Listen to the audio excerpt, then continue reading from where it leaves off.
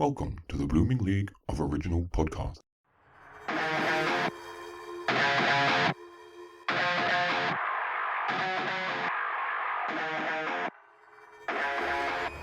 G'day and welcome to another extra special, extra crispy edition of Thrash and Treasure, the Torture Chamber musical comedy podcast where two friends who can't face the music force each other for shits and giggles. And speaking of can't face, I'm Aaron. Yeah.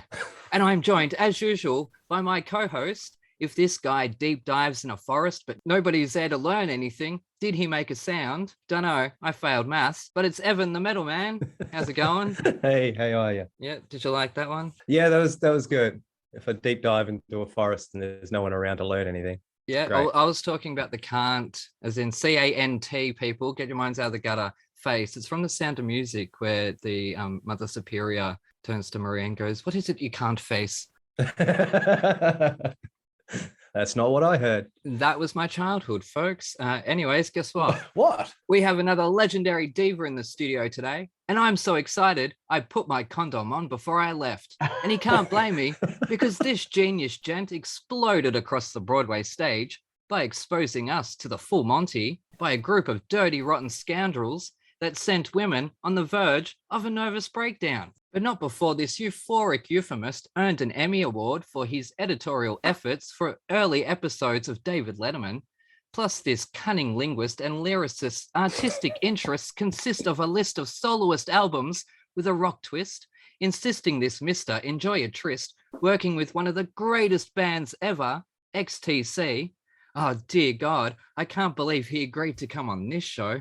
So please give the warmest, most Aussiest g'day to the composer who untucked Tootsie while Dustin Hoffman trophies for today's Tony and Grammy award-winning musical. That means EGOT get, but not EGOT. But that can't be far off because he's an artist whose resume is longer than Pinocchio's nose on a first date. The laughing man whose opening theme songs to Where in the World and Where in Time is Carmen Sandiego still linger as an earworm in every 90s kid's ears. And so today, we're getting revenge in our torture chamber. So please welcome to the show one of Broadway's most compelling, most talented, most evil monkey men. And that's just what's written on the bathroom walls of 54 Below. So get down on your knees and dig a hole for the writer, producer, composer, lyricist, beatboxer, recording artist. It's the deliciously devilish Mr. David Yazbek. Welcome to the torture chamber. How are you going? Check, please. I feel pretty tortured already. Yeah, awesome. I mean, what I really find very entertaining is that you mentioned all these titles of songs that I've put on my albums. Yep. So no one's gonna know what the fuck you were talking about. No. David, have you heard this show? No one ever knows what the fuck I am ever talking about. That's a hook. That's the hook right there. That's why I have Evan.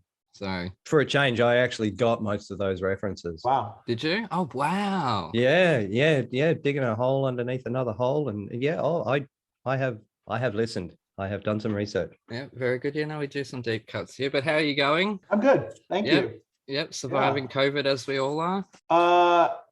Yeah, I guess I'm still here. Yeah.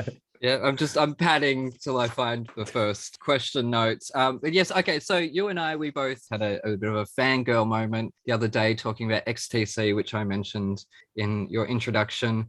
Now, speaking of COVID, how much more relevant to the world would you say Dear God is today than it was when it was released? Yeah, it's actually always relevant because it's really one person's sort of struggle with not believing.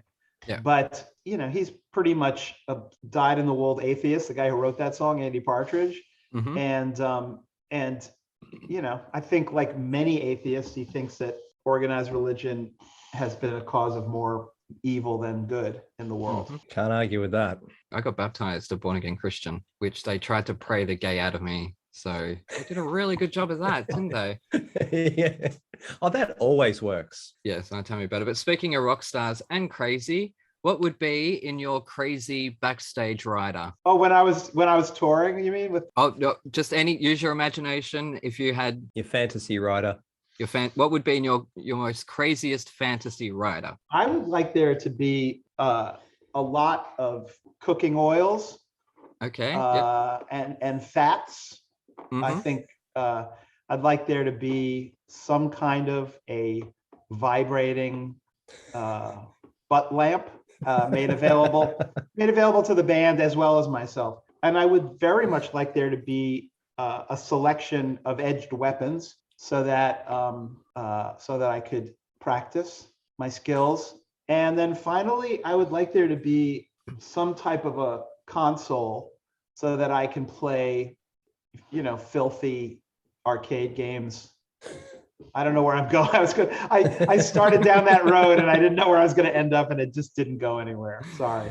I thought you were going to end with plastic drop sheets. Just so you know, the other thing that's happening right now is I was at a friend's house in Vermont a few weeks ago, and he gave me this vial of cannabis tincture that his son had sort of prepared from plants someone had growing somewhere. Mhm. And so, I tried a little bit, like a stopperful a few days ago, and I didn't feel anything. It's sort of, but today I had 2 entire stopperfuls in a glass of water about 2 hours ago. Mhm. And something's going on. My brain just isn't working quite as well as it usually does. There you go. There's my story. I never get high. I don't drink, it's like I'm such a lightweight. So Yeah. Wow, we have an exclusive here, folks. We have a Broadway composer, a Grammy, Emmy, and Tony winner high off his face on our show. So this is our first. not off my face. Anyways, okay, no, that is actually the craziest backstage rider we've had so far, but not yet a goat.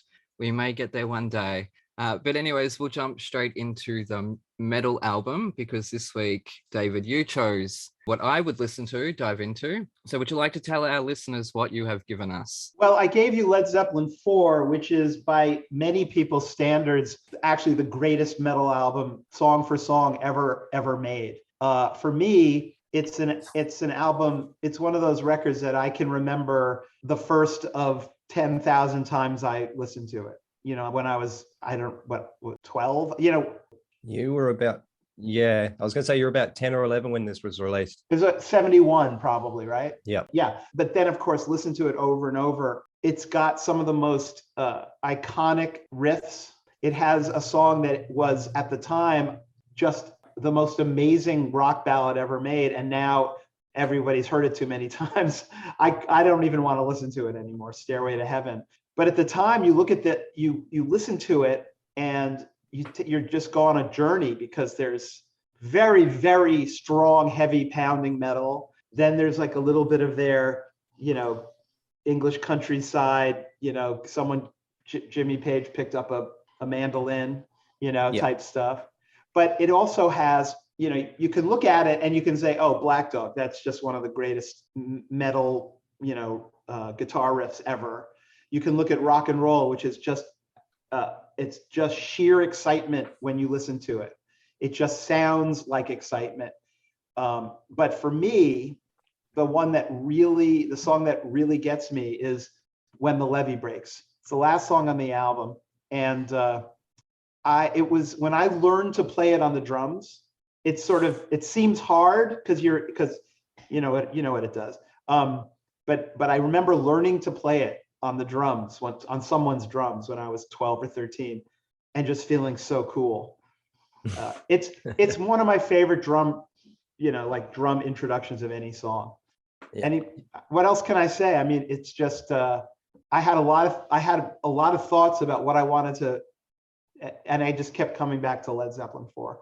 I thought Black and AC/DC. I thought I thought maybe you should get some Hendrix on that, even though he's not. Anyway, but this is the one. Yeah, no, I haven't done Hendrix yet. No. When the Levee Breaks is, I brought up a while ago about Led Zeppelin recording in a stone stairwell, and that's When the Levee Breaks. Oh, that's the song. Oh, Yeah, okay. well, sort of they were at the foot of the stairs and they stuck the microphones at the top of the stairs to get this reverb echo, and then they compress that down and you That's get right. this really unique sound that you just can't get live. So Yeah. everyone's trying to, you know. And on that song, they use that space almost sounds like a delay, you know, like you would use a digital delay. Now that Yeah. very effective. Yep. I think we should skip my review this week. I had nothing to say through that because I'm blushing. My face is so burning hot right now. Yeah, you may have underestimated just how beloved this album is throughout the world. I didn't. I'm sorry. I don't mean to insult anybody. When I first saw the cover, I saw there was a monkey with a big penis, only to realize I was looking at it upside down. Turns out it's a monkey with a huge penis. Oh, but then I noticed I had the wrong album by the wrong artist. Sorry, David. And so I proceeded to press search on the Spotify and found Led Zeppelin's Ivy. And so when I first saw the cover, I couldn't help but wonder what I ever did to deserve this. So I pressed play and realized that the opening track, Black Dog, was far too familiar, given that opening screech is used in every frigging radio promo ever. So I skipped to rock and roll, expecting some classic 50s inspired classic that I had never heard, only to realize that it was a classic 50s inspired classic that I have heard. So hoping for a third time lucky, I skipped to the Battle of Evermore, which is a fitting title since I do find it a battle to listen to Evermore. Regardless, this was not the third time lucky, as this mellowed but melodic effort left me feeling antsy for the excitement of the immigrant song, Hey Thor. And this sounded too much like some of Jefferson Airplane's more muted album tracks. As the next song started, did I get my excitement? No. Stairway denied of something fun. Although a classic, I don't have 26 minutes to spare. Misty Mountain Hop was slightly familiar, with its classic Brit Invasion flavor taking over after this hour of mellowing out. Four Sticks also piqued my interest until my numerical OCD reared its ugly head again when I checked to make sure it was track 4, but nope, typical, it's track 6. Not even the legendary Led Zeppelin can count. Anyways, Four Sticks got my blood racing, but maybe that's the lingering thoughts about Thor. Norse gods. Wait, where was I? All right. Going to California pulled out the sing-along style of track 3, although this one doesn't go forever, which therein lies my problem. I've misplaced my notes. What have I done? Oh shit, sorry. And there was some funny jokes in that one too. They don't always land, David, would you believe? He doesn't use computers. I don't know what's going. I don't. I write it all by hand because I don't want to. And I'm always. Oh, here we go. Sorry. It was on the fucking back of the fucking page. Oh my God, fathers. What a scatterbrain. Okay, that's going as an Easter egg at the end of the episode. Anyways, at first I was like, yeah, Led Zeppelin, but without enough chunky hunky hard music to latch onto, I found myself drifting away with the almost middling passages, longing for the lyrical abstractions of Jefferson Airplane and the slick voice of Grace. So do I score this as a classic beloved album, or do I score this as the underwhelming listen that I found it to be? Led Zeppelin hasn't appeared much in my music history, and I don't know if they will beyond the Immigrant song. Again, Thor, call me. And so it was a bit like the end of the full Monty, just not enough meat. 2 stars. 2. So yeah, I was okay. Black Dog, yeah, that's a classic song. Stairway just drove me nuts. And thank you for getting that Wayne's World joke, by the way. We are all of that age. Yeah, no, I don't know. It was just there was too much middling for me, and it's my problem with prog rock. It's just if it's not psychedelic enough for me to be able to go on a trip with it, then I'm kind of just sitting there going, just hurry up. And when your song's fucking 7 minutes long, I'm sorry, I'm like, no. I can't do that. I'm like, I'm gonna make a coffee in the meantime and deliberately fill the kettle up, so it takes me Jesus. forever. So yeah, no, I'm sorry. Yes. I'd like to know, do you pronounce Zeppelin Zeppelin, or was that part of the joke? That's me being a dickwad, really. Oh, okay. Yeah. Sorry. You never know. Yeah. Right. Yeah, I think you've committed sacrilege a fair few times in that review. I have. You've just insulted Jesus, really. Well, It's on that scale. That's where you are. I don't discount their talent or their worth or their legacy or anything like that. It was just there was too many middling songs. That's all it was. It's an ongoing problem with me and prog rock. But that's not, but I mean, when you say prog rock, you mean Yes and Rick Wakeman and that kind of stuff? I mean, that, King Crimson? I have no idea who any of those people are. All right, never mind. I have an encyclopedic knowledge of American popular music.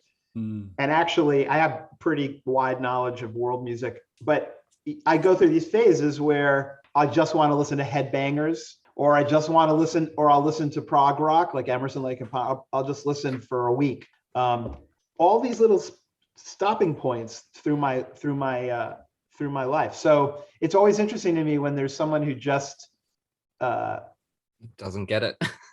doesn't get a certain thing. Yeah. The way I don't get Chinese opera. Like Evan didn't get Jerry Springer the opera.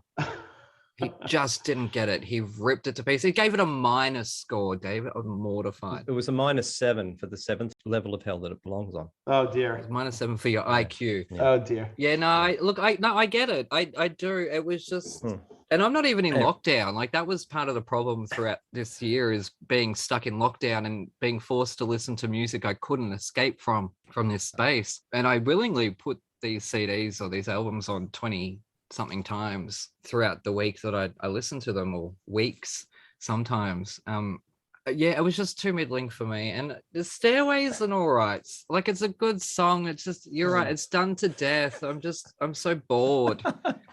There's a reason why it's done to death. I'm like, just fucking die already, seriously.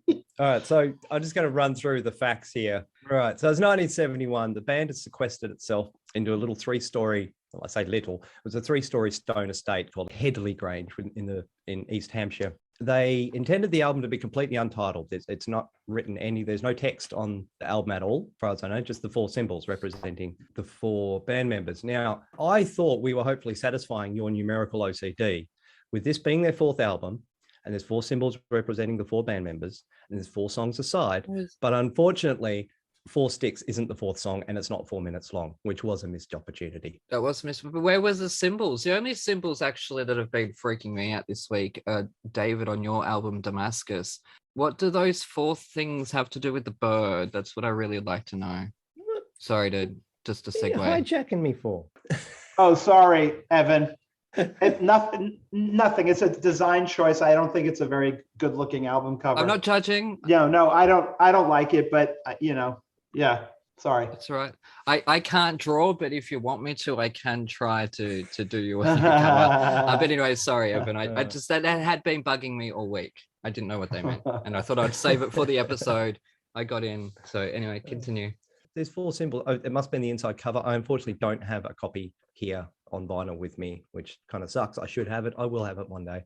But yeah, there's 4 symbols. There's like a feather. There's 3 rings, which is like, man, woman, and child. There's a Celtic knot, and one that sort of, it looks like letters saying Zozo, which often this album is referred to as Zozo, but they're not supposed to be letters. That's just a symbol that John Bonham chose. So yeah, there is 4 symbols. I was going to put them up. Anyway, so they did sort of do things in 4s. Led Zeppelin did pretty much everything had a reason. Generally, everything would have a reason behind it. They were deeply into mysticism. Jimmy Page was heavily into the writings of Aleister Crowley, and he did eventually open his own occult bookshop just because he was annoyed that he couldn't get books that he wanted. So he opened his own bookshop. So there's a lot of occult references. There's a lot of not to say that he was into black magic. He was just deeply interested by it. Evan, I just want to let me just say this. I'm not into Aleister Crowley, but I know who he is. And I know that Jimmy Page was into his writings. And at the end of the song, Dig a Hole, aforementioned in the introduction by Aaron, there's a voice speaking, and that's Aleister Crowley. Oh, nice. Just, you know, just pushing it, pulling it all together. Yeah. It's a Led Zeppelin reference, really, not an Aleister Crowley reference. So I delved into his history yesterday, and he seems to be just like a rich playboy who was into sex parties, as far as I could tell. he's pretty much full of shit. Yeah. Yeah, we're going to have this spell that'll take 6 weeks and require 15 virgins. Yeah, all for me. That's basically what went on, and he just traveled the world having these so-called occult sex parties. Yeah, so where are we with the fourth album? This is the height of their, or getting to the height of their popularity. They were super mega, biggest band in the world at this point. John, and we can't talk about Led Zeppelin 4 without talking about John Bonham's drumming. He had a way of using a drum kit like it was an equal partner of the band as an instrument. It was like the lead guitar of drums. He didn't just carry a beat. He drove the music forward many, many times.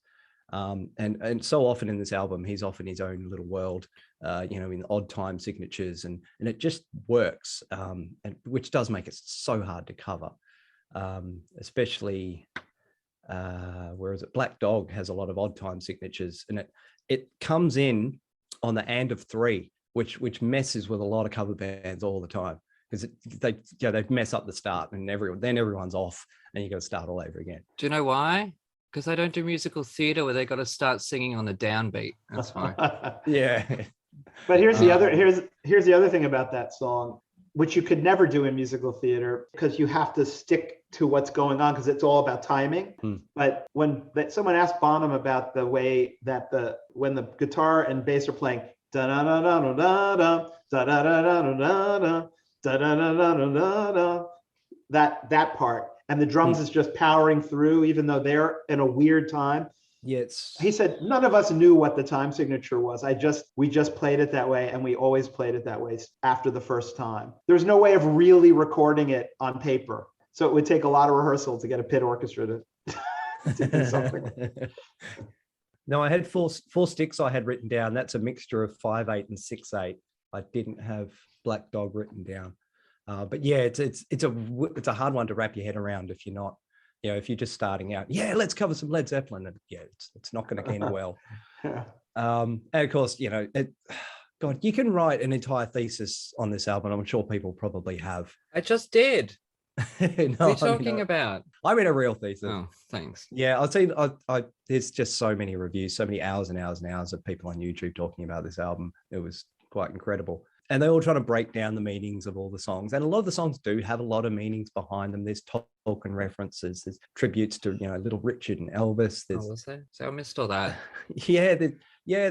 There's Lord of the Rings references, there's stuff all the way through it. And then the funny one is Black Dog again, where people try to break it down, going, I think it's to do with depression, and I think it's got to do about this and that. And it was literally, there was just a black dog hanging around, and they wrote about a black dog. There's one of the ones that doesn't have a meaning, and it's just, no, it was just a black dog that was hanging about, Oh, is that what it's about? Because the lyrics now come up on Spotify, which doesn't help my case in terms of paying attention. Now I friggin' have to, don't I? But I didn't catch the Lord of the Rings reference. What was that? That was actually Misty Mountain Hop. Of course. That's all Tolkien. Yeah. No wonder it sounded familiar to me. Legit, I'm like, Misty Mountain Hop. Why people love this album so much. They will just sit there and listen to it over and over and over and hear more and more and get more and more references. Obviously, this came out well before there was a Lord of the Rings movie. So it was people who had read the books were sort of getting this insider knowledge of like, oh my God, he's writing about my favorite thing. Yeah. Well, if you mentioned Gollum, my ears would burn. It's so deep. There's tributes all the way through this album to what they grew up listening to, the early blues and Johnny Hookers, and you can go into a very deep dive into this album, which I kind of did. I was researching Crowley and the recording of it, and his bloody guitar. Yeah, he was given this guitar by Jeff Beck from the Yardbirds. Yeah, Jimmy Page originally started in the Yardbirds playing bass. Before that was a session musician, and they assembled Led Zeppelin, and it's all the history's all there, as Dave would probably know because he was around at that time. That's You're not that much older you're than me, not only a little making bit. an age joke there, are you, to my guest? No, but like this is your teenage music. You know, this is the albums that are coming out when you're a teenager. And, you know, the albums that came out when I was, you know, a teenager, end of high school, they're the ones that live with you forever. When you first start your own musical choices and what you're going to purchase, you know, that's the kind of music that lives with you forever. Yeah. And yeah, this is the time period. Anyway, yeah, he had this guitar. It was given to him by Yazbek of the Yardbirds, this white guitar, and he stuck mirrors on it to make it look cool on stage. And eventually, at one point, he stripped it. He wanted to make it his own, and he painted this dragon on it out of poster paint, and, you know, had it sealed and had that for years. Recorded Stairway on it, and it's this iconic Fender Telecaster. Now, he was on tour at one point, and he left his house and that guitar at home in the care of a friend who was a bit of an artist to look after. You know, house sit, look after my shit. He comes back off tour, and his friend is like, "Oh, I've got a present for you." Well, okay, what? Here's this Telecaster that he's done up, and he's an artist, and he's done all this random shit over this guitar. And he's like, "Oh, that's really nice. Where's my guitar?" "Oh no, this is your guitar." Jimmy Page said, "At the time, I didn't think of it, but I should have smashed it over his fucking head." He immediately had it stripped back again. He's like, "This is, oh, what have you done? You know, oh my God, what have you done?" So he stripped it back, and it sort of sat bare for many years. And he's finally, I'm not sure when, but he partnered with Fender. Fender took it off him, restored it, you know, got it all sorted out properly, and started making copies of it while they were at it, because it's a bit of a hodgepodge of a guitar. And then Jimmy himself, with the original poster paints, repainted that dragon, got it all refinished.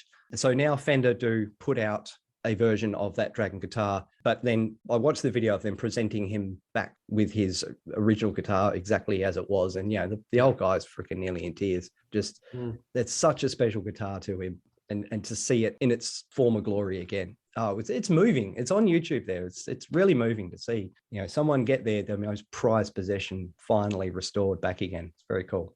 Yeah. I'm looking forward to seeing that. I'm looking at the guitar online right now. It's really cool. Yeah. So you can now buy them. You can buy the white version and the dragon version, but yeah, the original has been restored and put back where it belongs. Yeah. Can they restore my heart and put that back where it belongs? I just couldn't believe it when he's telling the story. Like, who would touch another man's guitar and refinish it, thinking he would like it? Someone who thinks they're, you know, that they're God's gift to the world. Yeah. It's something a bloody 3-year-old would do, or 4-year-old think they're helping their parents. Yeah, no, do it on a different Telecaster and go, "I hope you like it." You don't do that. And specifically that one, you know, like I said, that was the Stairway guitar. Nuts. It doesn't make me like it anymore, though. Sorry. But yeah, again, these guys were just, you know, Led Zeppelin were just, again, biggest band of the world. They were just party 24/7. Yeah, there's so many anecdotes of them, you know, messing up hotel rooms and just, they started it, you know, they started the whole rock and roll lifestyle. Are they the brown M&Ms? No, that's Van Halen. Okay, yeah. Because I have told the story of why it is, but I just keep forgetting who it was. All right, I'll forget it by next episode. So get ready for me to ask again. No, this is you could deep dive into this album. The recording of in Henley Grange, you know, this big stone building, they could use all the different rooms and get all these different effects, and they had all the time in the world to do it. It's the way to do it. They all sort of lived there and just hung out and got drunk and played music and recorded when they felt like it, and that's the way to do it. It's when some of the greatest albums of all time are made, and people are able to just do it at their leisure.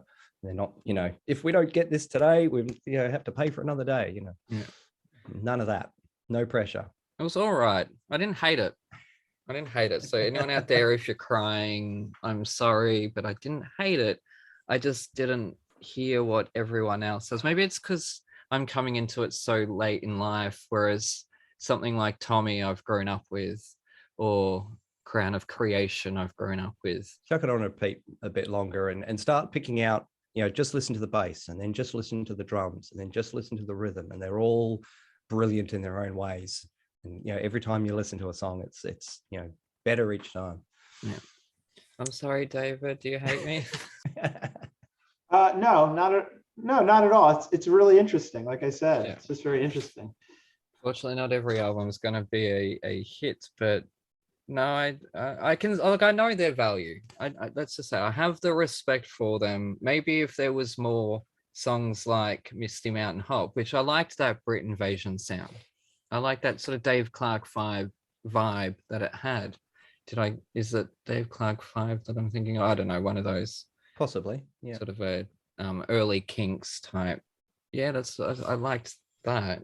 I didn't know it was Lord of the Rings at the time, but the more you know. But anyways, I think the Zeppelin's flown off.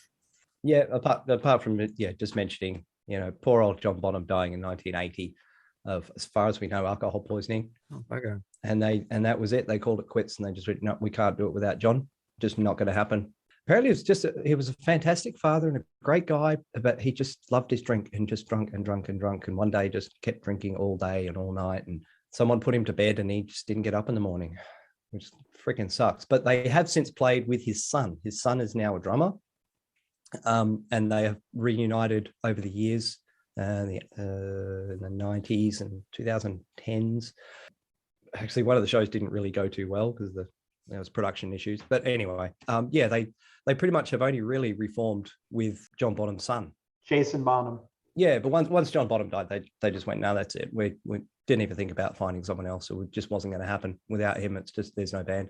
Without any, I think if that would have been the case for any of them, if they had lost anyone, they would have just gone, nah, that's it, we're done. Anyways, on that note, again, thank you, Evan, for leaving us on a happy note. We're going to throw to a commercial break. We'll be back in a moment.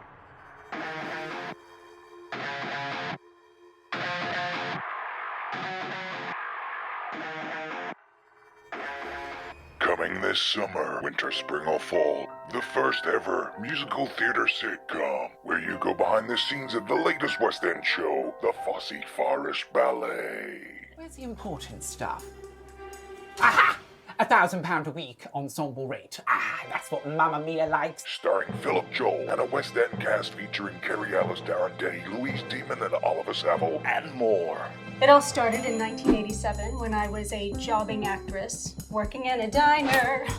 Yeah, it's just, I had a really bad experience when I was touring Australia with a wombat. Darling! Mwah, mwah.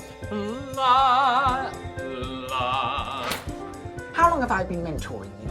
3 months? 2 years. So her name is Henrietta. The horse. Yes. I've managed to secure you an audition for the biggest, most innovative, and the latest show to be going into the West End. Joseph and his Technicolor Dreamcoat. Think more along the lines of Panther. Frozen. You can watch this episode for the price of a coffee. Simply go to www.thefosseforestballet.com. Any and all profits go back to theatre charities, acting for others, and the theatre's trust. You'll laugh, you'll cry, and you'll see a grown man in sparkly tights. Tight nights. Nice. Tights.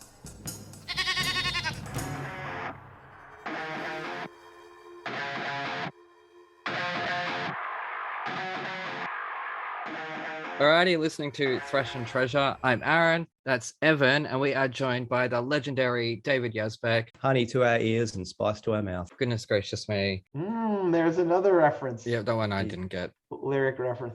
You didn't I gathered that it was a lyric reference. It just went way over my head. Oh my God. But anyway, so we'll move on to the musical because it's Evan. He pays attention much better than I do. But before we get onto it, what's one older, maybe a paper thin musical that you would love to get your hands on to maybe flesh out, sort of add some new songs, modernize it a little bit? Something that creators are long gone? That's a very specific question, and I don't know enough musicals to know what that is. I mean, I think when I think of the classic musicals that I love, Guys and Dolls, The Pajama Game, West Side Story, they stuck with me because they were pretty close to perfect. So I don't know any really particularly thin ones. I'm waiting for an immersive version of Oh Calcutta. Anyways, we're going to move on. And generally, all your musicals you've done so far have been films. So is that just couldn't be bothered reading the book, or? Yes, I'm illiterate. This is the problem. I can't read. It's funny because I obviously get asked that all the time, and it's just how it happens. It's like, it's great to adapt something if you're a composer because the story's there, the characters to some extent are there. The best thing to adapt is something that could have been better, which I feel like Dirty Rotten Scoundrels was. Full Monty was a really good movie, but it just could have been, a little better. Women on the Verge was different because that was Almodovar's, great. Yeah. I mean, how could you make that better? Anyway, Tootsie I never particularly loved as a movie. And so it was really fun to get into that with Robert Horn. And Band's Visit, I did love as a movie. And, it was hard to see how you could musicalize it, even though it was about a band. And which is one of the reasons I did it. The director of the movie, Aaron Colran, told the producer for like a couple of years, was like, no, no, I'm not going to sell the rights as a musical.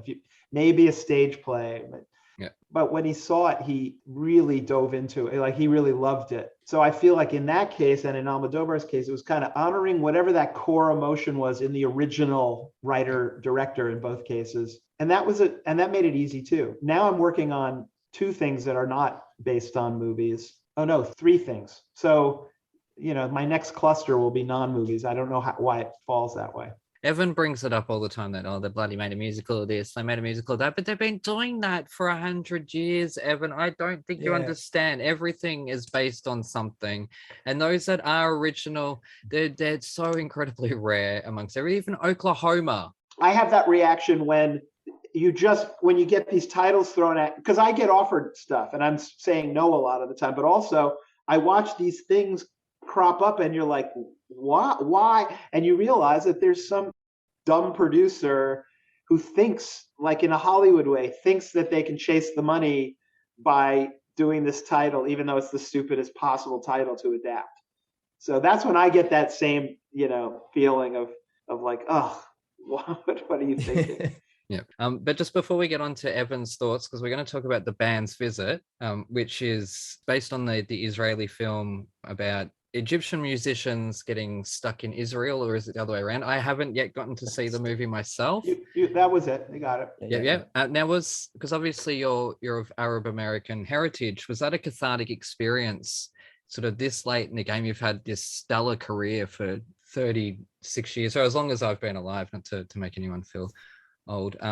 But to get to this point, you've done the full Monty, you've done Women on the Verge is an Italian movie. Get to this point in your career to then tap into your cultural heritage. Was that a cathartic experience? Well, I think you're seeing a picture of my childhood. No. Where there's like half of my family's Lebanese. Yeah. Yep. Lebanese. But then there's like the other half, and that's Jewish and Italian. So it's like I got both sides. I could represent both sides when it came to the characters, at least in terms of, whatever the tribal title is you want to stick with them. Yeah. But, for me, it's not like I was steeped in Arabic music all my life, but I did get interested in it really early because I was in Lebanon when I was like 9, and I started hearing it, and it was just because everything is all sounds are interesting to me. It really got in there. And I've liked Arabic classical music, they call it, even though it's the pop music. I've liked it for a long time. So it was really fun to have a reason to dive in and write in that idiom. Yeah, but it wasn't like, oh, I'm honoring, and something like that. Yeah. Although I did name one of the band's pieces after this sort of great aunt of mine who I only met once. So I don't know if that's going to sell a ticket, but no. Sorry, it's not exactly a Marvel Easter egg right there, David. Sorry to say. Sorry. Yeah, I just found it interesting though, because you had such a varied career, and then sort of now at this point you've come out with this amazing musical, which is the music is stunning. It really is. Thank you. But Evan, let's find out if you thought so. And I have the mute button at the ready. Thank you. As usual, I ended up in a deep dive, and even yesterday I'm listening to Kulthum, just delving around in that world. But yeah, so The Band's Visit, based on 2007 Israeli film, it started off Broadway 2016 after about 3 years of production, which was really fast for a musical. And then in 2017 it was on Broadway. Freaking 10 Tony Awards. Was that all in one night? That must have been a busy night. Yeah, yes. It was a lot of fun to be backstage posing for pictures and stuff, and watching all these people that I really liked and was working with win awards. It was that was a good evening. It would have been, yeah, you got one. Yeah, you got one too. Yeah, I've got one. The 10 of them. Jesus. Oh, that's nuts. Proverbial big six, which is obviously the main sort of acting ones and all that. And I think the last film to have done that was Silence of the Lambs. So congratulations, David. The band's visit is the Silence of the Lambs of Broadway. So that is an achievement, because that is an amazing movie. Silence of the it's one of the top 20 movies of all time, so I'll take that. Exactly. That is a compliment, Evan. But yeah, as usual, I don't know how Aaron manages to keep these massive shows a secret from me. Just in my research in general, and I don't come across stuff, and then you give me this and go, here, listen to this. Anyway, the first run through, I didn't really know what to think of it initially. Usually with a metal band, if I'm not too familiar with them, I'll listen around to everything they have. But this week, I ended up listening around to your albums. And now I'm a child of the 90s. And high school for me, even though there's a lot of metal, there was also a lot of Dinosaur Jr., Ween, Violent Femmes, They Might Be Giants, and your stuff just slots in there perfectly. It is right up my alley. I listened to your entire back catalogue. I love all of it. Thank you, man. I love all the themes, your quirky characters, oddball riffs. And then after, listening to all that and going, this is a new love, I went back and listened to the band's visit again, and it all made so much more sense musically, knowing sort of where you came from before that. I don't know, something clicked in my brain. I got acclimatized and so I went, I get it. You sound like a stalker. Well, no, I've just discovered a new band that is exact. I'm a huge They Might Be Giants fan, huge Violent Femmes fan. Like I said, Ween, Dinosaur Jr., all that era, all that kind of stuff. Yeah, love it. I heard XTC. I heard the XTC. Yeah, influence. I can hear some XTC in there as well. Yeah, there's often XTC influence in my stuff. I can't help it because that's just my favorite band ever. Because they're bloody good. That's why. Yeah. One of the things I came away from was like, where did you find someone who could play a pan flute? Because I swear there's pan flute in there in one of the albums, like 96. Oh, on my albums. Yeah. There's a song called Mississippi Honeymoon that has a pan flute sound, but I don't know if that's on an album. I did that with Partridge. He produced it, and that was a sample. So okay. I can't play the. I don't know anyone who plays the pan flute, but pan flute samples sound good. It's an odd instrument to just randomly pull out. It's like, do you know some random hippie who can play the pan flute? But yeah, after listening to the band's visit, I'm already shopping around for a darbuka. I would love one of those.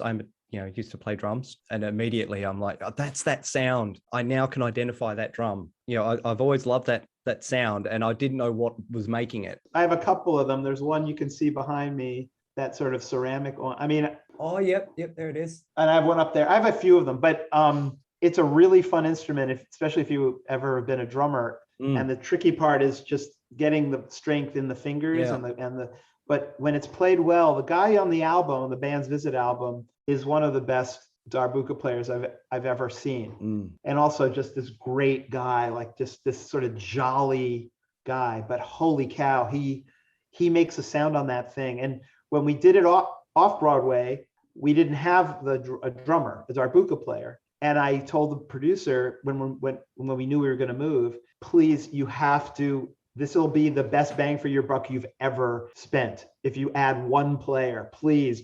And we did. And it was just like explosive. So whenever I hear him play, I want to be better. And that's what I wanted to learn at the darbuka. Anytime I've had my hands on bongos, I've been trying to imitate that sound, with rim shots. And it's like, that's what it is. It's a darbuka. So yes, I want one. I want one for Christmas. I was actually wondering about a darbuka. Am I allowed to play it? Are there any cultural or religious barriers? As in, like here in Australia, it's a bit frowned upon. Oh, didgeridoo. Yeah. If I'm to play a didgeridoo, but is there any restrictions there with the darbuka? No, I mean, didgeridoo is now it's been sort of normalized or popularized, but I can get that because it's used in sacred ceremonies, and there's also something, all you have to do is hear a didgeridoo to know there's something going on that's extremely deep and involves the fact that everything is made of vibration and energy.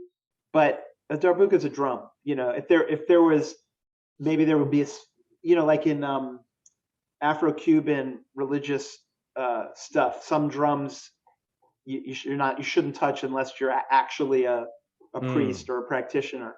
So No, it should be safe. Zabuka's a drum, yeah, like a djembe or like any of those kind of drums. Oh, that's nice. No, I definitely want one for Christmas. Yeah, so this musical is an album in itself. Like in the first couple of listens, it sounds like a band recording songs, not like a musical being recorded. You know, all the songs can be standalone songs without needing any context. You know, it's funny, it's sad, it's romantic. It's just, this is excellent. I watched the film. And there's that great little build-up of tension over the Egypt and Israeli relations. And I'm assuming they're referencing the Six-Day War of 1967. And then they put it aside with a hat and then just go on about telling a story about people just helping people. I love that. I love that they set that up and then just dropped it. It was great. Yeah, it was sort of like, because I'm friends with the guy who directed that movie and wrote it. And I said, you really just wanted to make your statement and then get on with the story, didn't you? And he said, yeah, you know, like you had to acknowledge it. So they acknowledge it. They're in the cafe. There's this picture of a tank. Yep.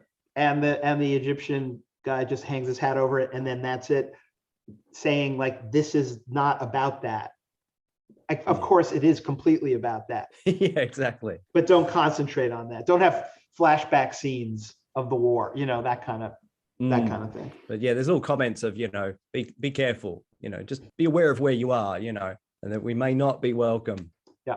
Of course, Omar Sharif. I mean, oh my God, what a song. And the funny thing is about it, you break all the rules of musicals. Like you didn't really reprise Omar Sharif.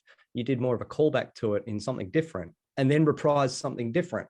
Like, so it's kind of, it ends up, you know, that line of honey in my ears is, yeah, I think 3 times in the album. But yeah, the big song you didn't reprise, you ended up reprising something else that uses that song. I thought that was cool. Thank you. You know, it's sort of, that's how the chips fell. And the real thing is just deciding to go ahead and do it, you know, like do that stuff. But I've been doing it for long enough that people will, even if I'm not sure it's the right thing, they'll trust me blindly. So I can try anything at this point, pretty much. You mentioned that, you know, musicals can be very rigid and regimented once they're on stage. You know, you have to hit certain moments to sync up with the lighting and the staging. But in this show, you've mentioned the band has free moments to improvise. And they get to jam out a little bit here and there. Is that something you would want to include in future musicals moving forward? The ability to just let the band jam out? Because as you know, as musicians, some of the best times you ever have is just jamming. The very first show I ever did was the Full Monty. That was 20 years ago. I wrote an overture that had rooms for solos.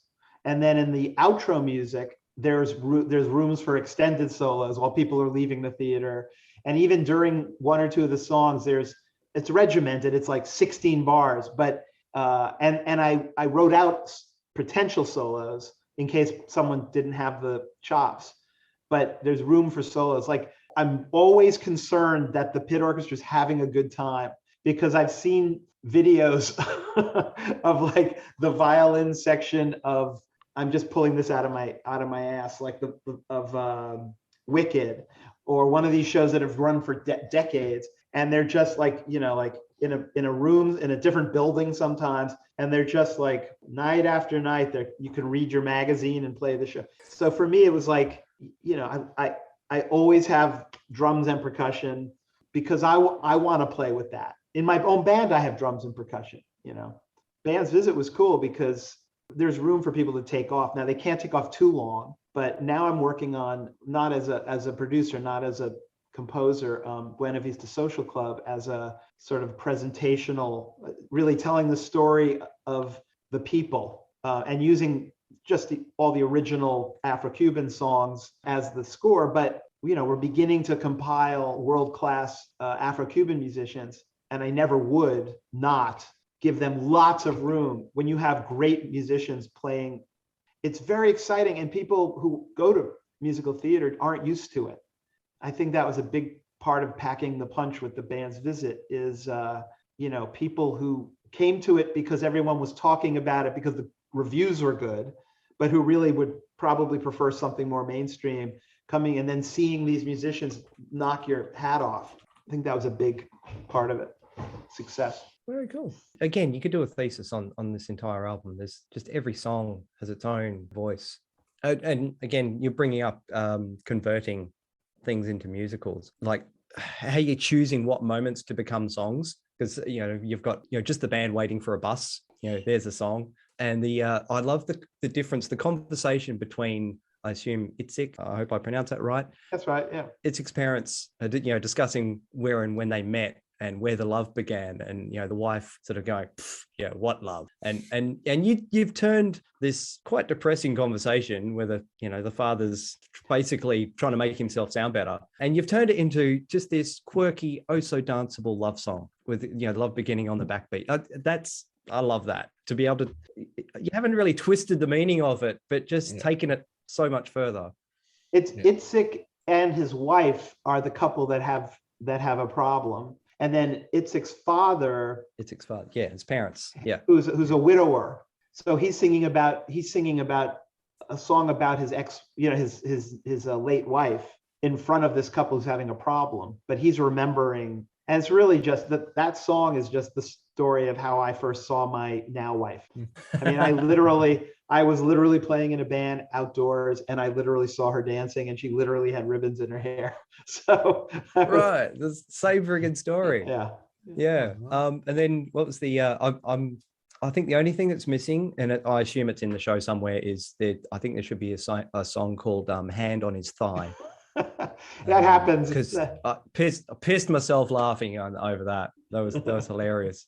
Even my wife is sort of going, "What are you laughing at?" I was like, "I don't know. It's funny as hell." Thank you. And the only other thing was this, the writings of Rumi teaches us that all you are and all you hope to be is already inside yourself. Were you surprised to find a Middle Eastern musical inside yourself? And you were disappointed on missing out on Rumi the musical. Just before you answer, David, there's no exclusivity to Rumi's life. If David wants to write a Rumi musical, he's more than welcome it's to. Literally just been launched now. And there was 2 wild parties at the same time on Broadway. We all remember that. One of them had blackface. So anyway, sorry, David, I just had to. But I was doing my research and I was like, Rumi. I did a big deep dive into Rumi a couple of weeks ago. You did. There you go. Let our guests speak. Yes. The thing about the dance it is already the Rumi musical. That's the thing. I mean, right. Like I was, when I would talk to people singing the songs on Broadway, I could see that everyone had their different level they were hitting it on. But I'm literally quoting Rumi in some of those lyrics for a reason. Yeah, and I could hear it. And I'm doing it for a reason. I'm doing it because for me, the show is a spiritual show. It's not a love story even. I mean, it is. It's sort of a love story that's never consummated, but it's deeper than that. And I remember when I was the guy who plays the handsome young guy who's always trying to pick up girls, but the one that the dweeb guy turns to for advice in that song. And then later he's the one who tries to get the band leader and the woman together, and then he ends up sleeping with her, Anyway, that guy that actor who was a very handsome guy with a good voice, and I could see sort of was prepping himself to be that, like in life and in the movies or whatever he was going. And I said, dude, you have to understand your character is the spiritual center of this. You're the thing that connects. You just want to connect, whatever your other human foibles are, you've got some depth to you, and that's what you're doing. And that's how I always saw it. So, someday he becomes a Sufi, a Sufi master. But anyway, yes, big fan of Rumi, big fan of the Zen masters. I studied Zen for a while. Rumi I've always loved. Hafez, there's Hafez in there too. Have you heard or seen anything about the Rumi musical from Nadeem Naman? I've seen ads popping up or something, but I haven't.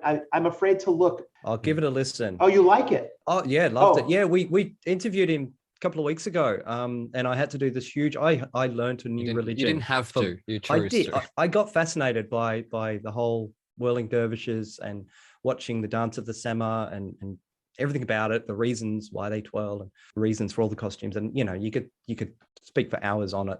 It's all Middle Eastern, traditional. I mean, I'm really excited about that.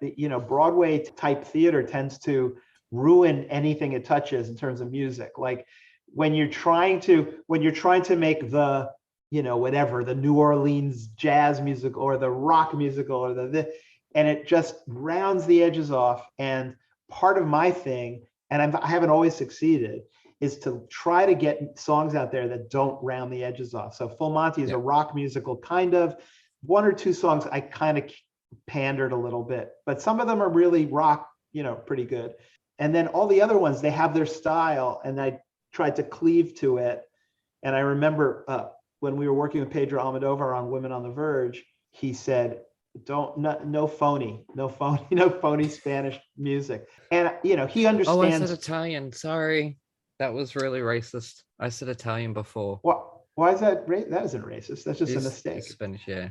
I am a moron. We do know this. Sorry. They're Romance languages. It's fine. Anyway, you know what I'm saying. So yes, if it's beautiful Arabic music that really is delivered authentically, the way Bands Visit did, then I'm all for it. Oh yeah, very much so. It's all written by people who live it, and the cast is all, as far as I know, mostly Arabic. It was in conjunction with the Qatari orchestra. It's big, it's grand, and it's so well done. Just premiered a couple of hours ago. Yeah, literally just got staged. Oh man, amazing. But yeah, Room in the Musical, give it a listen. You won't be disappointed. Okay. Wow. Okay. We're talking about David's musical, The Band's Visit. I can't wait till this comes to Melbourne. I hope we're going to get a proper production of it, which I don't think so far. The Full Monty, that's, I think, of your musicals, that's the only replica production we've gotten. Everything else has been original interpretations of it, but I would like to see this in its original form, because then we get the American money to pay for it. And we have a fantastic Middle Eastern community here, very large, because we got a lot of immigration in the early 90s with the war. You'd be easy to cast, I think. Yeah, I think Melbourne is one of those cities that, and they're spotted all over the world. You're going to find, even if you've never heard of them before, great Arabic musicians or Semitic musicians. I don't know what the schedule is for Australia, and I don't, it's weird. I know that there's a plan for starting a production, and COVID sort of screwed all this. Starting a production in Israel, putting together a cast in Israel that, it's not just all Israelis or all Arabs from the region. It's just the best people, but it starts in Israel. And then what we wanted to do was treat that cast like an American touring cast, like take it very seriously, have David Cromer, who's actually a very brilliant director, replicate to some extent what he did on Broadway, and have me there and sort of work with them a little, and then send them out to all over the world, basically send them out throughout Europe. And I think maybe Australia's on that plan. If not, it'll have to be a whole new production. But I love that idea of a ensemble, like a touring cast that goes all over the world for 2 years or 3 years or something. And I'm finding that's more and more common these days. There's quite a few musicals. What was it, Bat Out of Hell, or one of them? There's an international touring cast or something that's coming out. But yes, no, I think, is there anything else, Seven? Your thoughts, your score? That's what we do need. I have to give it a 5. I have to 5 out of 20. Yes. Yes. No, we're for some reason it's only out of 5.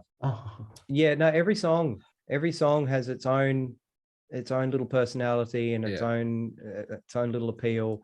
Like I said, you could shuffle them out of order. Like I said, it sounds like an album. It sounds like you're listening to a band recording an album, not a recording of a musical, which so often they are. Yeah. And I'm left wondering, what is this about? This makes no sense. Whereas, this is, like I said, all individual songs, all stand alone by themselves. You can chuck them in a party playlist, and you might get a few raised eyebrows, but bugger them. It's excellent. I wish I had half your talent. And congratulations on all. It nearly won every award it was nominated for. It certainly deserved them all. But yeah, I had the same result. Like, I watched the film and you're going, how did you put this on stage? There's barely any music in it at all. there's an unfinished concerto. Sorry, that was my question. Did you end up using any part of that unfinished concerto in the album? Oh. Or in the show? Because I know sometimes when you buy the rights to a film, you don't often get the music. Oh, no, I didn't use any music from the film. Didn't use any of it, no. No. No. No. I would have liked to have heard a little piece of the unfinished concerto.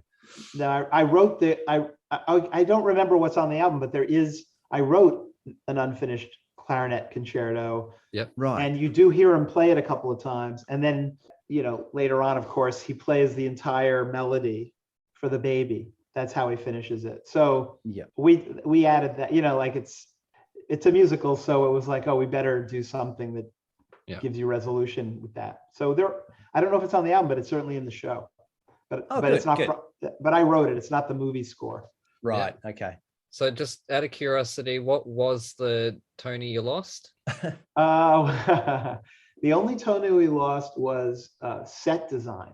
The sets were really, really strong. Like I don't know if you saw the photos or videos, but the sets are gorgeous, and it really took you there. And he should have won, but the Tony Awards, like most awards, aside being a wonderful honor, are really complete shit too.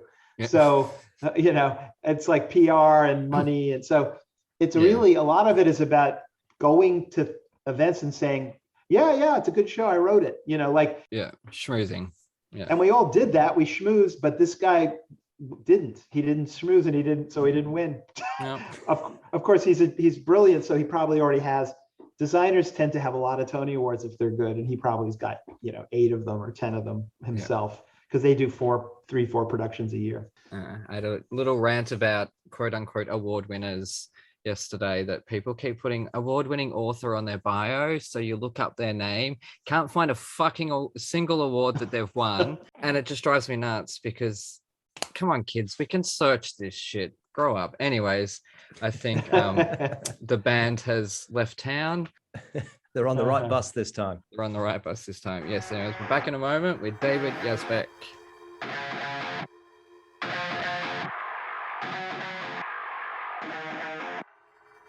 G'day listeners, Aaron here. While you're topping up your coffees, did you know that you can support our show and go on a fantastically scary adventure at the same time? Go to www.thetonistonTales.com/bookstore to grab your copy of The Toniston Tales, a darkly funny Aussie trilogy about a young boy who rescues injured animals in his spare time and the roller coaster ride he's taken on by a literal fish out of water. Written by me, the village idiot of Thrash and Treasure, you'll come to love Toniston Turnbull and the dozens of wacky characters that he meets along the way. And here is a sneak peek.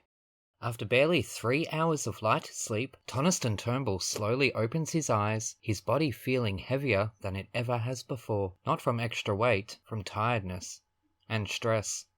Polly sighs in the shadows behind him, the flame of the nearest barbed wire tiki torch tower having died down, but not out, while Toniston napped. "Are you awake?" Toniston whispers. "Oh, how can I sleep in this place?" Polly moans, turning onto her side and facing Toniston, who stays on his back, imagining obscure animal-esque shapes in the rusted tin roof above them, shadows faintly formed by the nearest dying torches. "We need to work out a way to get out of here," Toniston states the obvious. He whispers, despite the fact the nearest shacks to their own are several meters away, and the occupants presumably asleep, as most prisoners seem to be. "How? There's no fence to squeeze through, or even climb," Polly replies, sitting up in bed and then stretching out her sore arms. The hairs stand on end from the slight chill in the air. "I don't know, but I think the whole fighting thing is a distraction." "You mean to distract the other prisoners when new ones arrive?" "No, I think that was just bad timing. Didn't you notice?" Toniston goes on to explain his theory. "That fight happened, everybody gathered around. I didn't see one person who wasn't watching, and then when I vomited, the only gate in this place closed shut." "What are you trying to say?" "I think something happened when everyone's back was turned." "Like what?" whispers Polly, her voice breaking up in fear. "I don't know. That's what we've got to find out." Toniston's brain starts working overtime, but it's strange that nobody seems to want to leave. They seem almost happy. Definitely content. So, when's the next one of those stupid beatdowns? Toniston can't help but think Polly looks tough, almost evil in the shadows as she asks, I don't know, Toniston begins. But both teenagers are distracted by a crumbling noise in the distance. Hopping out of bed, Toniston joins Polly on her own, equally uncomfortable one, spotting a large, white package hovering close to the cave ceiling, behind it a shadowy figure. The package is lowered down, causing the teenagers themselves to lower as well, hoping not to be spotted by whom or what may be operating this obscure crane. Over a long, slow descent, the package is dropped to the ground. Polly keeps her eyes on it, but Toniston looks up immediately, spotting a large black shadow scurry away to God only knows where. Come, he whispers, as he quietly hops off her bed, slipping into his docks with bare feet. Polly follows his lead. Careful to keep watch on all directions, the teenagers swiftly sneak over to the white package, their hearts beating an almost tribal jam in perfect harmony, and stopping in their tracks as the sudden realization of what lies before them sinks in. A woman, seemingly in her early 20s, wrapped up in bandages from the neck down. No, not bandages. Is that spider web? Polly asks, completely mortified at the prospect. Grab your copy of The Toniston Tales from thetonistonTales.com/bookstore today. Hooroo!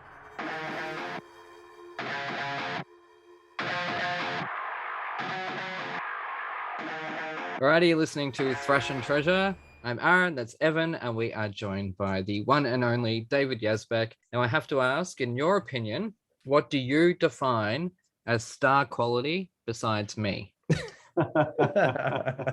In the context of, well, it's such a weird question. I mean, in the context of actors and actresses, I prefer character actors and actresses, so they're not stars. Yeah. But, you know, if you ask me, like, who's a great movie star, well, you know, is it that star quality when someone walks in a room and they sort of dazzle you? Yeah. You know, I'm trying to think of the last time I saw something like that. And I feel like we did a workshop that Salma Hayek was in. And I remember, despite the fact that she was completely down to earth and like not a poser in any way, there's something about her when she walked in that I just used the term, like a term like star quality, which I would never use normally. So that's the long answer. Yep, no, that's a question I'm going to ask all composers, lyricists, directors, anyone who cast shows, really. Yes, okay, so how have your nerve levels changed from the opening night of the full Monty compared to the opening night of Tootsie? Is there any change in how you approach it? Are you nervous? Are you couldn't give a shit? No, I care because it's my livelihood, you know. I don't mean it like that. I don't mean like nonchalant, calm. No, I totally know what you mean. I mean, I get it. You know, I don't like going to opening nights, and I don't like waiting online for food, and I don't like waiting online with a publicist with a tag around his or her neck on a red carpet. Like, I don't like that stuff. So much so that my wife, the last two times, said, we're going, and you're gonna at least pretend that you're having a good time, because it's such a drag for her. Yeah. But you know, I get nervous for myself a little bit, but a lot for the people who really care. You know, it's that people are friends of mine or are in my show. But it feels to me like going to the dentist anyway, and then you sit there, and I usually know, though, like I was pretty sure we would all win for Band's Visit. And the other times I was pretty sure I wasn't going to win. And then for Tootsie, because I'd already won one, I just didn't care. Like I wanted the show to win, because I knew the show needed to win to keep running, even though it was seemed to be a big hit and great reviews. So I was nervous, and then it lost, and then I forgot all about being nervous anyway. So yeah, and in the end, it didn't matter because COVID closed Broadway anyways. So yes, unfortunately. Rest in peace to Frozen. I'm sure Broadway is missing that right now. We love Frozen over here. Shout out to Patty. I actually ran out of time to check. Is the Band's Visit being staged at the moment? Is it Yeah. is it in plans to be? It's touring. It's touring now. Yeah, it's currently It's on I've been tour. retweeting. Nice. Thank you. It just left Connecticut, and I just know I'm going out to LA in December, and that's where it will be. So Yeah. I'll be there with it. Well, Awesome. unfortunately, we're not going to let it in Western Australia. Please give Michael Giacchino a high five for me when you are in Los Angeles. Oh, have you met Michael? No, but he's Oh. my number one dream guest. I'll see him when I'm in LA. Yeah. And but he's, I mean, he did 6 giant movies this year. I know. I don't know how you generate that much work. I don't get it. So, but he Yeah. does it. So unlike me, Yeah. I got nothing but time. But he's my pun master. But anyways, it is not about him. It is about you. So what would a David Yazbek jukebox musical be called? And what would the cheesy paper thin story be? And who would be your leads? Well, I think I'd have to talk about callbacks. I think it would have to be called Vibrating Butt Lamp. Oh, it writes itself. I mean, it's the story of a child's missing butt lamp. I mean, duh. And then the leads, I mean, are we going for commercial or for art? Because if it's commercial, the leads are obviously George Clooney and somebody else who's never been a fucking, I don't know. If it's for art, you any show about a butt lamp should star Norbert Leo Butts because of his name, but also because of his energy. He has a lot of butt energy, like a lot of sphincter energy, in a good way. Not in the way that not that you're clenching your sphincter because you're embarrassed, like most Broadway. He's actually an amazing performer. And someone I can never invite. In terms of jukebox musical, like whose work do you put up on stage? No, I'm talking about David's music. Oh, you put your own music up on stage. Oh, 5 okay. albums, yes. Oh, yeah. Then Vibrating Monkey Butt Lamp. Yeah.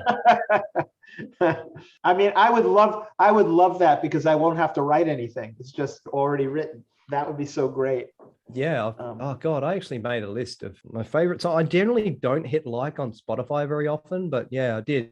Monkey in the Middle, Tool Calendar Girl, In Love with Its Surface Tension, Montgomery, Alabama. There's so many classic songs in there you can do. More the upbeat country influence type stuff I was really bopping along to. All right, now be honest, because you're being recorded right now and we can see you. How keen are you to finish that EGOT? There's no shame in being competitive, David.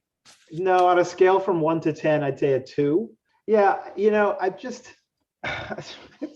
I mean, awards are, when you do the sort of rounds of awards, I've done it 5 or 6 times. Like, you're over it. Yeah. You just realize how much it's about just selling tickets to the show, which I completely get. So I do it and I try to sell. And I also understand that awards, not the only award that matters is best musical, because that actually is an encapsulated thing you can put on the poster and help your tour, and you can run longer. It's all that stuff. But it would be fun to have an EGOT so that my poker buddies can make fun of it. Yeah. Cool. Yeah. Yeah, and so will I, by the way. That's fine. Remember that if you ever do get it, which will hopefully That's be fine. with A Band's Visit, the musical, not that it's called the musical movie version, which I don't get this. Why are we turning movies into musicals and into movies again? And then we're just going to do another fucking stage version of it that's based on that movie musical. Shout out to Grease. Anyways, okay, so I mentioned The Wild Party before. In Broadway 2025, there are 2 versions of the same musical being released, one by you. Who is the other one by? So who would be your arch nemesis to go against in 2 shows of the same title from the same source material, but very different? He hasn't written anything in a while, but I mean, he's written stuff, but he hasn't had anything on stage for a while, but he's going to soon. I would say Adam Gettle, who wrote Floyd Collins and Light in the Piazza, which he won a Tony for. He's been a friend of mine. We were in a band together when we were really young, early 20s. But he's also just the most raw, just in terms of just brilliant depth of talent. He's absolutely the most talented composer. So if he and I ended up somehow, we speak a lot. So, but somehow I didn't know that he was, and he didn't know that I was, and we heard, I'd be like, oh fuck, because I'd feel like, whatever he would do would be much more interesting. So. Yeah. So you're off Broadway, he's Broadway in that scenario there. He's beyond that. Like he's sort of almost, he's not Broadway, but you wouldn't say he's off Broadway. He's sort of neoclassical. He's in this kind of special place that no one else is in, really. Yeah. Now, is there a historical figure that you've been keen to write a musical about? And why is it me? There's an historical figure that I am writing a musical about. Yeah. It isn't you because I didn't know you yet. Yeah. I've had a pretty interesting life, David. Well, I'll send you a contract and $10 and that's pretty much what it's worth. Not with those illustrations. Yeah, so I'm writing something now with a friend of mine, and we're making a movie actually that's a documentary of us making these songs and recording them and possibly eventually making the show. Yep. But I did perform the song cycle with sort of storytelling. It's a real figure, and that's been really fun and interesting. That's what we've written all the songs, and we have a good story, and we're just not sure if it should be. I performed it with my band. We're not sure if we should keep it in that format or include an actor who knows how to act, which I don't, or expand it. So that's what we're trying to figure out. Yeah, that's a historical figure. So that's what I'm finding with the musicals so far that I've had to listen to. That when you take something oddball and quirky and put that on stage, like the band's Visit, like Mary and Max, again, works brilliantly, where they take something that you would not think of being a musical and then turn it into a musical. And it's, you're breaking the rules of musicals in general, where people are going to see big, productions, Oklahoma type stuff, and you give them this paced out, laid back, stripped back sort of show, and they come away, making them think. I think it's great to see musicals evolving. The musicals have always been ahead of the game. Thank you very much, Evan. What are you talking about? I just didn't know they existed. That's all. Exactly. You didn't know how irreverent they've been forever. Now, what has been your experience observing standing ovations over the past, say, 20 or years? Well, I think there's been a change. Yeah, they're completely devalued in the United States. I don't know about over there, but no, they're heading the same way. It's driving me fucking crazy. Yeah, I'm hearing that a lot. People spend 100, 150, 200, 300, and they better fucking want, they're saying like, oh, we're all standing up because I spent $300, like it devalues it. But if it's become ritual, then so be it, and when I'm sitting there with a collaborator or a friend and there's a standing ovation for our show on any given night and they're excited, I'm like, you just bought a prostitute, basically. This is not genuine. Even if it is genuine, we wouldn't know it. Yeah, exactly. It's muted that you can't tell the difference now because it just seems so regimented, and people now have to scream and start stamping their feet, which you're in a bloody 200-year-old theater half the friggin' time. What are you doing stamping your friggin' feet? Goodness gracious me, there's 3,000 of you doing it, or however many people in any given theater at any time. No, it's something I am on a rampage to cut this shit out. I feel like it's been getting that. It's been last 20 years. It's like it was way before reality TV. It's like it's just that feeling of like, oh, this is what we do. Oh, yeah, here we go. It's and then what happens then? Do they get on their phones and go, oh, piece of shit, when they're driving home? Yeah. No, I don't know. I think it's maybe convincing themselves they liked it more than what they did. Yeah. It's like a McDonald's syndrome. I paid for this food. I'm going to damn well eat it all, and I'm going to enjoy it. I paid for this food. I'm going to wear the fucking socks. Thank you very much, Evan. My Happy Meal socks for $4.50 or something. I Nice. love the I McDonald's. can't eat the garbage. I'm sorry. I can't. Oh, Yeah, you just talk it. no. But I've come to the end of my questions. Evan, have you got any more? No, I think I've kissed his ass quite a fair bit. You have. I have. I So love everything embarrassing. you've done. I did a deep dive into everything I could find. Yeah, and I just love it all. It's, you know, do you play live with your band? You'd like tour as a band as well as all your musical endeavors? Yeah, I mean, I don't like to tour. So, I don't promote. I don't think I could do a tour because I don't think I'd have enough of an audience, but I like to play in the city in New York. For a while, I was doing monthly. Sometimes I do it every 2 or 3 months if I'm busy. I like playing with other musicians. We were supposed to do something right before COVID. That got canceled, obviously. We're going to do this song cycle that I was just mentioning at a place called Ep54 Below, where the walls of the and I'm kidding, people. I've never been there. I've never been to New York. But if David Yazbek's name starts rocking up on the toilet wall, someone please message me and let me know. there's you can't write on those walls. They're sort of all, there's like wallpaper and like pictures and like framed pictures. Oh, so you wouldn't want to? Yeah. Okay. Bugger. No, you wouldn't. Yeah. Anyway, we'll be performing in March, and I think that's what I'm going to be doing. Like when I perform out, I'll be doing those songs, and I'm making an album. Which, I mean, we have an EP almost ready, but I don't know what to do with it, where to put it, who to, so we'll see where that goes. Remember, if you need a terrible cover, I am your man, David, as you can see behind me. Yes, no, thank you so much for joining us. It really is an absolute honor that Thank you guys. Find the goodness in this show, or the ridiculousness. Hopefully, we delivered on that. But where can people find you on the social medias? I never go on Facebook anymore. I hate Facebook. I hate that pale fuck face who owns it and owns everything else now. I mean, I tweet because I used to be a comedy writer, so I like to have an outlet for gags. Twitter is just my name, yeah. And I have a website. I guess I haven't seen it in about 2 years, but I think there's some songs on it, davidyazbek.com, and Instagram for my dick pics. Awesome. Yes, no, I'm a paying subscriber to that one. Yes, no, that's it from us. To you at home, you take care, and we shall see you next time. Hooroo. Nice job, guys. Awesome. Thank you. That was excellent.